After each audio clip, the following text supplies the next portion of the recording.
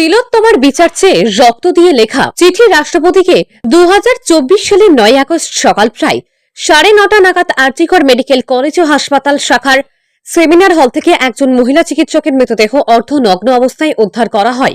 31 বছর বয়সী এই চিকিৎসকের দেহে মারাত্মক আঘাতের চিহ্ন ছিল। মৃতদেহের সরতাল প্রমাণপত্রে ধর্ষণের প্রমাণ পাওয়া যায়।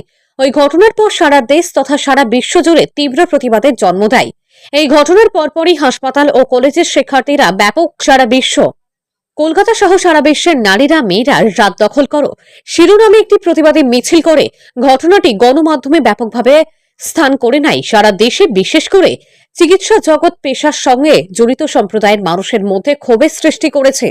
এই ঘটনার সঠিক বিচার, দোষীদের শাস্তির দাবিতে চিকিৎসার সঙ্গে যুক্তদের পাশাপাশি ছাত্রছাত্রী, সমস্ত স্তরের শিল্পী, অভিনেতা, অভিনেত্রী, কলা কুশলীরা, খেলোয়াড় থেকে বুদ্ধিজীবী মহল, এমনকি সাধারণ মানুষ, দিন আনা দিন খাওয়া মানুষজন অরাজনৈতিক ব্যানারে প্রতিবাদের রাস্তায় নেমেছে।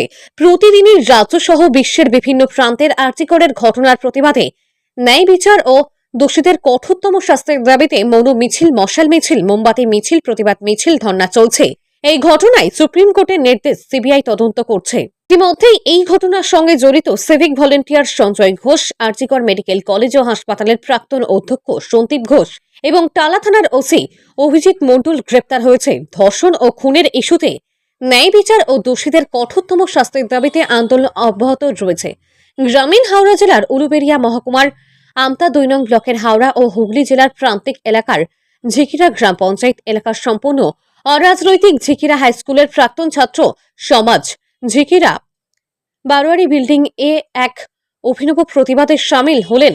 তিলোত্তমার ধর্ষণ ও খুনের ঘটনার ন্যায় বিচার ও দোষীদের কঠোরতম শাস্তির দাবিতে এই ধরনের প্রতিবাদ আন্দোলন জেলা তথা রাজ্যের কোনো জায়গায় হয়নি।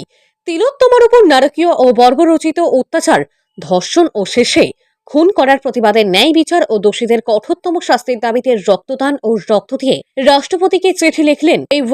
We want justice, we demand justice, লাগে রক্ত আরো দেব, ন্যায় বিচার আদায় করেই নেব, এই স্লোগান দিয়ে 6 জন মহিলা সহ 50 জন রক্তদান করেন। সরাসরি আমরা দেখাবো সেই ছবি বাংলা নিউজ লাইভে। হাওড়ার আমতা থেকে অভিজিৎ হাজরার রিপোর্ট। প্রতিবাদী রক্তদান ছড়িয়ে পড়ুন সারা ভারতবর্ষের সমস্ত স্কুল কলেজে, সারা পশ্চিমবঙ্গের